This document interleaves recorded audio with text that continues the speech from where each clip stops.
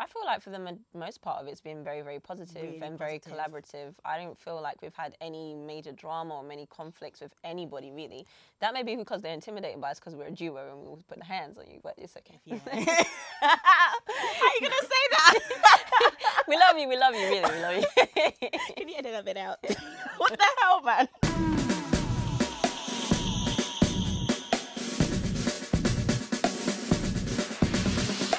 I think with me when I was younger, much like Lisa actually, I was like, yeah, I want to be one of the kids from Fame. I want to be Coco. I want to. So I, you know, when I was in secondary school, like I wanted to sing, I wanted to dance. I did as much physical activities as I could. Like my mum would, you know, send me to like different dance clubs and stuff like that. But my main issue when I was growing up was that I was really overweight. So for me, that was a barrier. Like, you're overweight, so you can't dance, you can't do this, you can't do that. Fortunately for me, because I was tall, I was able to like carry my weight quite well. So when I was doing, you know, things like running in the 200-meter races for sports day, they were like, "Rah, she can run," and I won as well. So like, how is this girl who is the size that she is able to do that? Yes, I was big, but I was also strong, so that was an issue for me. So also as well on the dance side of it, oh no, yes, I can move. Like, do you know what my background is? Do you know my mum is? Like, she taught me, I know. I think as well, you know, my insecurity back then was that, you know, I didn't have anybody else to kind of look up to who looked like me, who had a similar journey to me. So in my little head, I'm thinking, oh no, I don't think I can do this, even though I knew that I could. But when you have all those people kind of doubting you and telling you, all of a sudden your kind of dreams start to get chipped away at. I've found it difficult. I don't know for you, but I've found it difficult. I wanted to start acting properly. Like, I can remember the moment when I was 17 and I was in college and you're not really aware of what it's like. So I was like, I'm gonna do this and this and it's just gonna happen. And when I came out of that and I was in the real world, it just really humbled me so quickly. But it was like, I didn't expect for it to be that harsh or that hard. So I would watch TV or watch films and I really didn't see myself at all, or I wouldn't, like, I'm a bit glamorous, small, right? And I wouldn't see women like my colour, my tone, my shade, glam, leading lady. Never saw it. Barely see it now, to be honest with you. Tricky one. I think I have always been quite ambitious and progressed through my career quite quickly in the world of social care and education.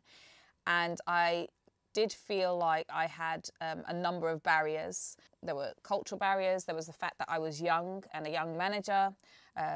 There was the fact that I'm a woman. So I just kind of felt like I had arrows coming at me in all directions. So I remember, and this is really strange, I remember doing my hairstyle in, like, you know, the traditional old school when someone was getting married and they'd have like a wrap and pin it up. And I'd always have my hair pinned up, my relaxed hair pinned up in like that coil, that kind of olden 50s kind of coil. And when I left that world of work and, you know, pursued my media career, I shaved it all off, went blonde, and everyone was like, you've changed. I was like, no, I'm actually just myself now. I'm actually expressing myself the way I would if I didn't have to stand in front of head teachers, local counsellors, and, you know, senior stakeholders from a range of services who would automatically judge me if I looked the way I felt inside. I never felt like it was limitless. Like, I never had the whole, you're a black girl, so it's going to be harder for you. I never got that. Like, in terms of some parents say that to their children, like, you're gonna have to work 10 times harder as a black woman. Like, I never got that talk. So for me, I'm just doing what I'm doing. It wasn't a case of, oh, I'm black, I've got to rethink this, or I've got to go around it another way. Like, I just set my eyes on something and I just never let that become a thing. It was like, this is what I want to do, this is what I want to achieve. Having my mum and my nan as an example, so they're trailblazers, so knowing that, and then they'll tell me, like, you're going to face challenges, but they never said, like, let that alter your direction. They always showed me that you can do it if you're determined enough. So using that as an example, I never, ever felt that I should use my race, not even use my race as a crutch, but it would be a crutch to me. But in having that knowledge, I have been able to determine when my race has been a factor in some of the decisions that other people make. But that doesn't change how I feel about myself. I think I've been very conscious of it. Working in social care, you're working in the areas that I worked in, predominantly black areas. You know, I'm a black woman representing, you know, disadvantaged people. So I had to look powerful. And I remember ironing my clothes. I don't do that anymore. Even though I'm in front of camera, I literally, does it stretch? Great, I'll wear it. And in the world of media, it's been really interesting because the representation of black people in British media is questionable. It's come a long way. But both black people and white people have their prejudices, and I definitely have encountered it. I'm a woman with locks in British media. Where do you see that? You don't really. You've got all these massive curl festivals and all the rest of it, texture, 3B, beautiful. But, you know, for someone who is fair complexion, there's an assumption that I have advantages, but I'm not quite mixed race. That kind of we're comfortable with this look. And I'm not quite dark-skinned ebony, oh my goodness, she's, you know, Alex Weck, she's gonna stand out and we're gonna make a statement, or she's gonna tick our equal opportunities boxes. I'm just somewhere in the middle. So I have found that there is resistance in areas because people don't really understand me based on my look. Afrocentric, sounds very British, likes academic stuff, but not quite a historian. Where do we put this girl?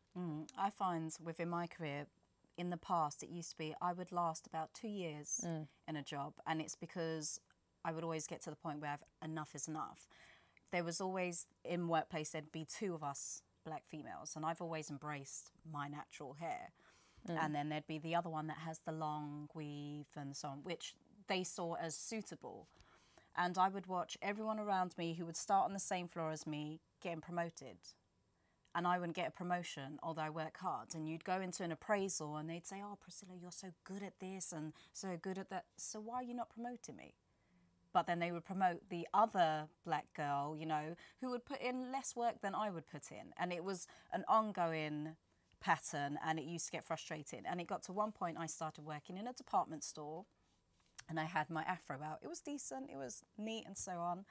And the manager came up to me and she was just mentioning to me how my look is a bit, you know, it sort of scares some of the customers. And so I got placed into a different division in the department store where basically it was expensive products where people came in, they knew what product they wanted. So that you come for your product, you don't talk to the person. Rude. And yeah, so literally from then I was like, you know what? No. Since when I was leaving uni and I was trying to get into a science job, even though I had like a first class degree, I remember someone else from my uni applying for the same job with a lower degree and them getting through to an interview and me not for some reason, and I didn't understand why. And I don't think it was particularly because of my name, because my name's not very, what people would deem to be very exotic or ethnic. Don't like that word, but whatever. So I didn't really understand why, but I had heard that one of the people came into the lab during our uni and may have perhaps seen, observed our class and whatnot. So that's an aspect where race could have fallen into it, because if I have a higher degree, why would you not ask me for at least for an interview? So and that kind of factored into me not going into science later on, but it took it in my stride, and I'm in a place now where we've built something to empower, so maybe it was meant to happen. I think it's a different challenge now. The different challenge now is age. That's the challenge now. That's the ism in it all. I think with social media, it has opened up a lot of doors. You know, the door isn't now, behind that door now isn't the white middle-aged man who's got an opinion about who you are, or the white woman who's actually jealous of you and the fact that your melanin pops. Because that's a real problem. That is a real problem. Yeah. So I was actually going to say something. I've just stopped myself. But I'm going to say it. I'm going to say it. So very close to where this building is that we're filming in today, I went for an interview recently because my main job is that I'm a HR advisor. So I went for this new job as a HR business partner, not too far away from this building. And being in HR, we know how to interview people, right? So I was shocked that the head of diversity was interviewing me in a way that actually wasn't an interview. It was just wanted to know about my life. Just, it was so weird, but I thought, okay, I actually like her, we're getting on well, it's just build a rapport building exercise. Had my second interview and she looked at me up and down and said, so what do you normally wear to work? And I'm like, well, I work in a creative studio with paint splattered floors. I wear Converse and like my fake leather trousers, which I seem to love a lot. I wear that very often. Why? Oh, because this is what we normally wear. I had to say to her, you do realise I'm coming in for an interview. So I hope the expectation wasn't that I was going to come in Converse. But the look, what was actually going on was that she was seeing my melanin pop. She was seeing my polished self. And then she was herself looking at herself thinking, oh my God, she's beautiful, she's this, she's that. And I feel frumpy, because she was frumpy. The feedback as to why I didn't get the job was the most ridiculous feedback I've ever received. And it was, Lisa's very professional and we're not sure she will fit into this culture. Which actually means if Lisa comes in, she's going to see that we're all mediocre and we don't do things right. And she's going to call it out really quickly, which means we've got to do work. I wear Converse and she doesn't. That's what's going to, that's literally what it was. I saw it. But what do you do with that? Because if I went in there, it will be problems. I feel like we have to just be really honest with ourselves and our brand and know, because we are so focused about the black community and the empowerment of black people, and the businesses we work with and work for are black owned. Like that's our thing, that's our value, that's our aim. So there is automatically gonna be a ceiling. We're not working with big, you know what I mean, these big brands, because they don't align with what we're doing. So when it comes to clothing and stuff, we're working with African artists and all that kind of stuff. I think the success from what other bloggers have is going to look different from our success. Yeah, and that's what it is. It's like, how do you measure success? Like with our brand and what our value is, we are very successful. Definitely. Whereas another blogger might be like, oh, they're not even doing this. Yeah, exactly. Like, do you know what I mean? It's different measures. And even then, like other bloggers, not to shade, but they have a different community. They have a different type of community. Our community knows exactly who we are and they connect with that because they relate to us, because they can see their heritage, their experience, their culture in us. And even if we're not the same, we get the same ideals. We are really about empowering you and just about positivity. But then I also think there is a bit of a colorism issue as well. Like I do feel like, I can tell you one specific example of when I was actually going for audition for a commercial once, and sometimes when you get an email from your agent, there's like some instructions on the casting that's been sent to your agent from the sort of advertising agency. And the company I will not name, but I think it was going to be shot in Italy, so I think it might have been for the Italian market as well, which comes with its probably own issues. But I remember it said, oh, we would like a black woman, not too dark. That's word for word, not too dark. Okay. So number one, I was thinking already, my agent, well, why have you sent this to me? Because, you know, whatever. But anyway, they called me in to go and see them, so clearly they might have changed their mind. I went in, and I can honestly say I was the darkest person there. There was probably about, I don't know, 20 women there.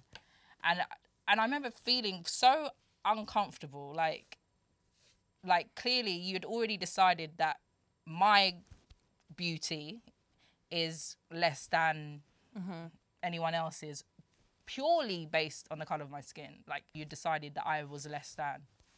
For some weird reason, I actually made it down to the final two of that. Oh, wow. Which I kind of wish I booked that job, because I just wanted to prove to them, like, you know, it wasn't about that, but whatever.